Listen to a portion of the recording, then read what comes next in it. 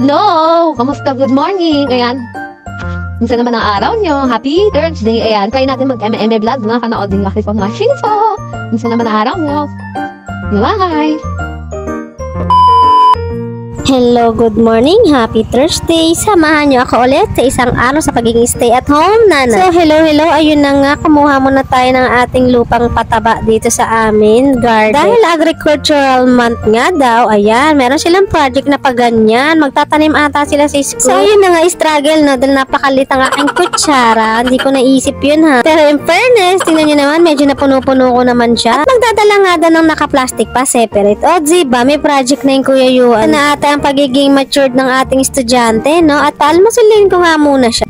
Hello, ako nga po pala si Mama Lai. I'm a mom of 2. Naging stay-at-home nanay na po ako simula nagkaroon ng pandemic at nag-focus na lang po ako dito sa bahay at alagaan ko naman sila at lutuan. So, yun na nga, inayos ko yung gamit ng aking estudyante. Anak ko lang ba? Palaging binabagyo yung loob ng bag. Napakaluwag naman. Nasa TikTok shop ko po ito or nasa yellow baskets. I-click nyo na lang. Ayun, muni-muni ang nanay dahil maaga talaga ako nagkape at maaga nga nagising si Papa Chuck at late nang nakapasok. At habang nag-aalmusal ang aking Junaki, so ayan, ako ay nagsampay na muna ng gagamitin ni Papa Chuck na uniform at naubos na naman. At dahil marami kaming kanin, mahal ang bigas ngayon, di tayo pwede mag-aksaya. Ayan, sinangag ko na lang at corn beef ang kanyang ulam. Fast forward, napakabilis na oras at kami ay papasok na naman mamaya. Pasensya na po at hindi ko po talaga nakukuhaan ng vlog ng pag-uwi namin la Kuya Yuan at gabi na nga talaga minsan. Minsan pag nakakauwi kami alas 6 at Zay, dahil nga ang bagal ng cleaners na anak ko tuwing Monday, lakad mo na ang nanay. Ayan, nakasakay na kami ng tricycle niyan at tinry ko naman sumakay dito sa likod. In fairness, okay naman. Marami tayo masa-sightseeing nga lang dito sa likod. Pero hindi pala pwede si Kuya Yuan dito sa likod at magalaw, baka mahulog. Napasakay ko pa naman siya dito, itatry niya pero wag na lang. Pagdating namin sa school, tamang dumating na rin ang kanyang teacher at naipasa na rin niya yung kanyang project. Kita-kita nga kami dito. Biruin mo, inabot kami ng alauna makipagtsikahan, maritesan. Dumating na yung oras magpapaalam na yung mga marites. Ayan, nagbilihan na kami ng aming mga meriendahin. Chari. Pero minabuti ko munang kumain since alauna pa lang naman. Ayan, in-air fry ko lang yung lechon.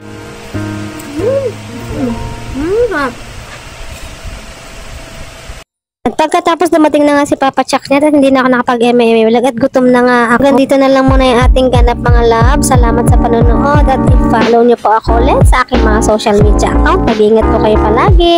Bye-bye!